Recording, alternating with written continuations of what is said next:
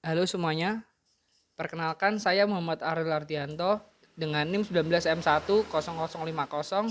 Pada kesempatan kali ini saya akan menyampaikan hasil review saya tentang khalayak media cyber dari jurnal Nasrullah.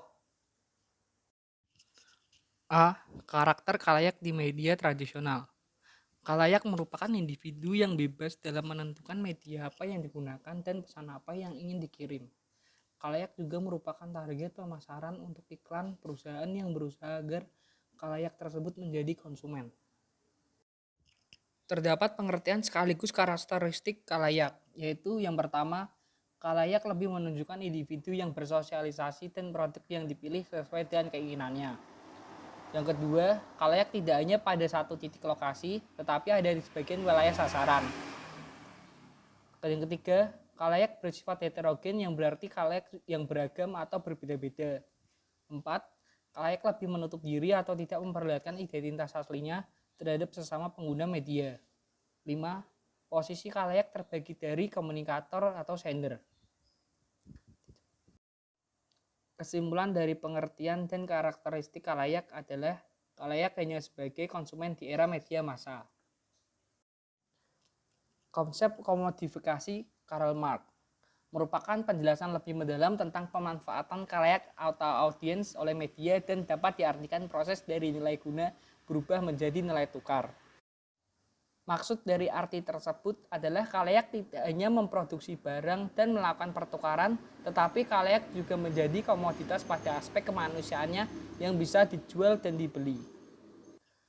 Konsep komoditas ini juga terlihat seperti industri budaya atau kultur industri yang menjual barang dengan tujuan untuk keuntungan dan khalayak sebagai konsumen.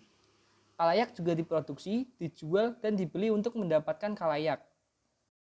Terdapat dua prinsip dasar dari media komersial yang dikembangkan oleh Smith dengan tujuan adanya produksi kesadaran dan berpusat pada kekuatan khalayak dengan bantuan media komersial. Berikut ini dua prinsipnya. Untuk yang pertama, khalayak berguna sebagai sasaran untuk memasarkan barang produksi atau jasa dengan cara monopoli kapitalisme. Yang kedua, pasar merupakan pengesahan atas kekuatan dan strategi kebijakan serta aksi. Khalayak tidak hanya pada individu, tetapi pada kelompok seperti keluarga atau kumpulan lebih dari satu orang, dan seperti televisi yang menyajikan program menarik sehingga akan lebih banyak khalayak untuk menontonnya.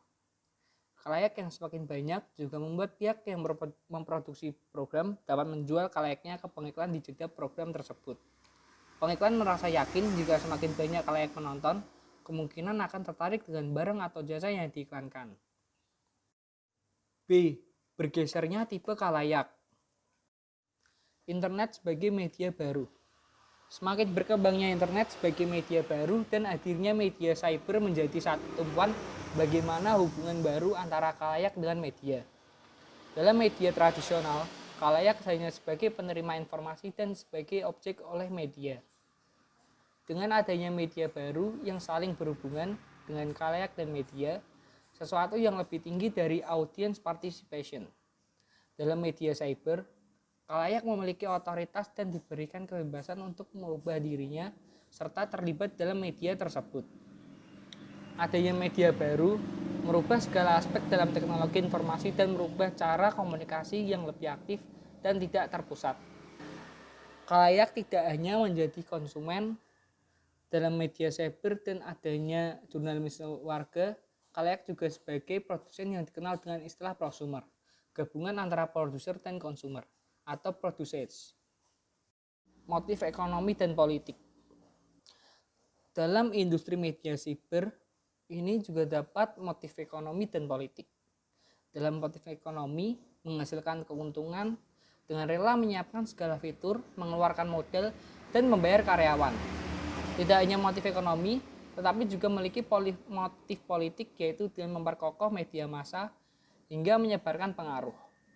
Peran khalayak sangat penting bagi munculnya media siber karena mempunyai peran untuk memproduksi dan mendistribusikan isi media. Work of consumption dan work of production. Informasi merupakan produk yang berbeda. Bagaimana komoditas tersebut dikonsumsi dan dibutuhkan. work of consumption yang akan memengaruhi dari kerja konsumsi tersebut seperti kompetensi kalayak, keahlian, dan kualitas-kuantitas dari aktivitas kerja. Kalayak melakukan work of production ketika mengonsumsi informasi dan posisi menjadi aktif. Pada saat kalayak mengonsumsi informasi, kalayak juga memproduksi ulang informasi tersebut karena media siber memungkinkan masyarakat menjadi subjek tidak hanya objek. C. Tipe kalayak dan ruang publik. Fasilitas komunikasi publik, yaitu kolom komentar. Internet adalah media yang menyediakan fasilitas komunikasi seperti kolom komentar bagi penggunanya untuk berinteraksi dan berdiskusi. Dalam ruang publik, anggota yang berada dalam forum memiliki peran dan keterlibatan dalam berdiskusi. Sedangkan jika di grup diskusi daring, belum pasti semua orang anggota memiliki peran dalam berdiskusi.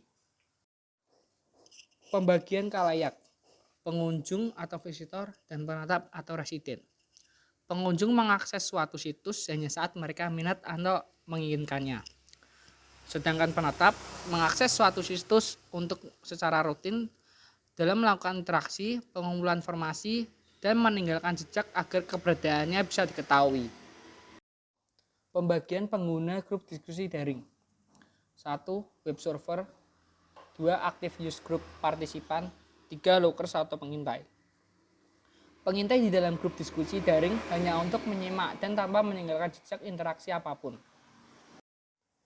Media internet tidak sepenuhnya ruang publik virtual, dikarenakan pengguna sebagai anggota belum atau tidak terlibat dalam diskusi yang sedang dibicarakan, dan media jurnalisme warga dalam sebagian kasus lebih mengarah ke dalam membangun individu. Peneliti mengutip kriteria ruang publik virtual terutama yang ada di media cyber yang dipopulerkan oleh Dalberg. Yang pertama, autonomy from state and economic power. Maksudnya forum harus bebas dari kekuatan ekonomi manapun, baik itu dari pengelola negara juga. 2. Exchange and critique of creditable moral practical validity claim. Maksudnya adalah setiap anggota berhak dan siap dalam menyampaikan kritik serta dikritik. Reflexivity, maksudnya setiap anggota secara kritis harus mempertimbangkan segala ketertarikan individu dan lebih condong pada kepentingan umum. Yang keempat, ideal role taking. Aturan penting untuk setiap anggota mempunyai integritas untuk memahami argumen dengan perspektif yang sama hingga berbeda. Yang kelima, sincerity. Setiap anggota harus mempunyai niat yang tulus dalam berbagai hal dan tidak egois dengan kepentingan pribadinya. Dan yang terakhir, discursive inclusion and quality. Maksudnya adalah setiap anggota saling menghormati dan berhak bertanya serta menyanggah pendapat atau lainnya. Berikut ini penjelasan 4 poin dalam pergeseran kalayak yang sebelum ini fungsi-fungsi tersebut merupakan milik media massa. Yang pertama, kemunculan warga sebagai penjaga atau watchdog. Maksudnya adalah pemberitaan media tidak hanya dikerjakan oleh jurnalis, tetapi warga baik individu atau komunitas juga dapat memberitakan dan atau melaporkan sebuah peristiwa. Yang kedua, pendefisian terhadap kredibilitas. Berita yang dihasilkan dan disajikan kepada warga atau audiens harus akurat dan pencarian data dengan sumber yang terpercaya serta harus apa adanya. Kredibilitas jurnalis harus sejalan dengan kredibilitas organisasi media massa tempat kerjanya. Seperti saat proses jurnalis melaporkan dari suatu peristiwa tanpa ada hanya opini jurnalis. Persoalan kredibilitas muncul dalam media cyber. Dikarenakan kebebasan warga atau audiens dalam mengolah informasi dan mungkin saja bercampur dengan opini warga yang membuat informasi menjadi kurang kredibel. Yang ketiga, warga antara profesional dan amatir. Institusi media tradisional menerapkan kebijakan seleksi yang ketat bagi siapa saja yang akan bekerja sebagai jurnalis di institusinya. Dari jenjang pendidikan hingga pelatihan yang diadakan dengan ketat agar terseleksi jurnalis yang dapat bekerja secara profesional. Hadirnya media cyber membuat kalayak menjadi terlibat dalam proses penyampaian berita hingga muncul jurnalis amatir dan profesional. Jurnalis profesional harus menyajikan berita yang memenuhi unsur-unsur berita seperti 5W+1H, sesuai fakta dan sumber terpercaya. Jika jurnalis amatir, seperti pada jurnalisme warga, berita yang dihasilkan dari warga biasa dan lepas dari segala aturan institusi media tersebut.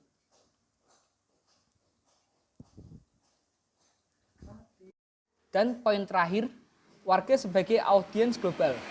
Media tradisional memiliki target konsumen media atau audiens, spesifikasinya audiens terjadi karena 1. Tipe konten media, 2. Jangkauan distribusi media, 3. Jumlah dari produk yang dihasilkan, 4. Batasan geografis tempat media itu berada.